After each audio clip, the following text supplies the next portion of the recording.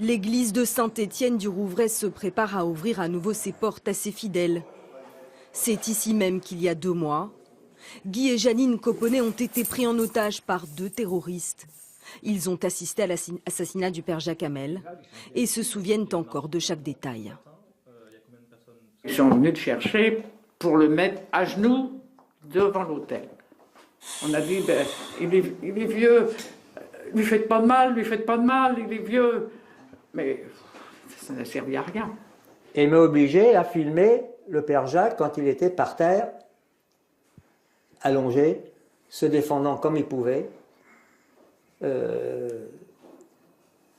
avec, comment dire, c'est le moment le plus terrible à mon avis.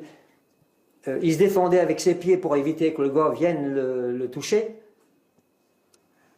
Et c'est là qu'il a crié fort. Va-t'en, Satan. Satan, va-t'en. Alors là, le gars, il a fini de le... Après avoir exécuté le prêtre, les terroristes s'en sont pris à Guy Coponnet. Il est monté. Il m'a commencé par m'agripper aussi. Un peu le même système, quoi, qu'avec le père Jacques. Un coup à droite, un coup à gauche, un coup dans le dos. Le coup de couteau.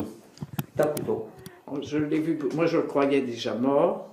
Et tout d'un coup, et Ferruguette en a dit autant. A dit, on a vu sa jambe bouger. Et Ferruguette me dit, et j'ai entendu un soupir. Alors elle m'a dit, j'ai cru que c'était le dernier soupir.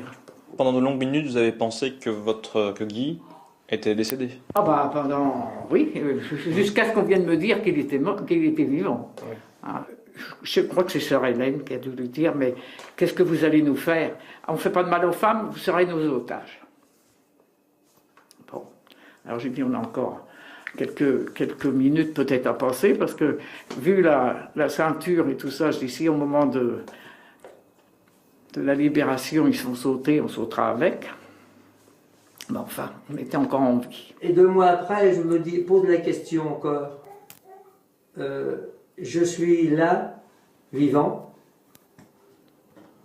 Tu dois avoir une mission à remplir. Aujourd'hui, le couple de 87 ans dit n'éprouver aucune haine. Leur avocat se dit admiratif. Il n'y a pas de jugement.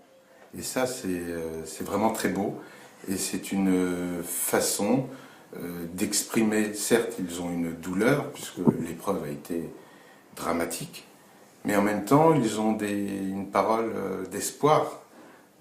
Ce dimanche, l'archevêque de Rouen célébrera la première messe depuis l'attentat dans la petite église, après une cérémonie de purification.